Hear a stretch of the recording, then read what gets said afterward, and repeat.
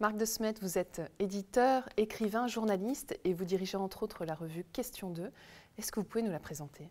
Oui, en fait, j'ai voulu, après l'expérience de Nouvelles Clés, avoir une revue qui soit ce qu'on appelle dans le monde anglo-saxon un magazine book, et d'avoir un vrai laboratoire où une fois par an, on fait le point sur un sujet précis. Donc après la méditation, une aventure incontournable, la nature, un numéro sur la nature l'année dernière, voici un numéro sur le corps. Et pourquoi avoir choisi ce thème pour ce nouveau numéro, le corps, une exploration de l'infini? Parce que je pense qu'en dehors de tout ce qu'on peut voir du corps gymnique, le corps est le grand oublié de notre civilisation.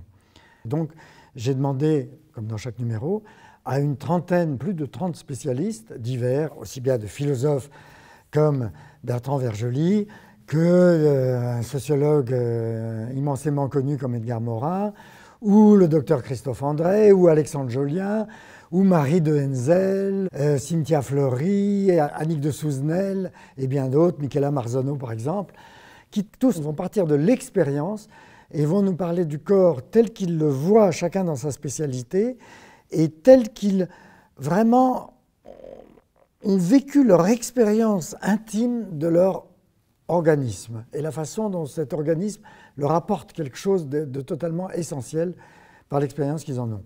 Donc voilà, c'est un numéro dont je suis assez heureux et assez content parce qu'il est très riche et il va de sujets aussi divers que qu'est-ce que signifie l'énergie pour les Chinois, l'énergie corporelle, qu'est-ce que signifient les chakras hindous, ces centres énergétiques justement à l'intérieur du corps, qu'est-ce que signifie la maladie et comment elle peut nous aider à aller plus loin quelque part.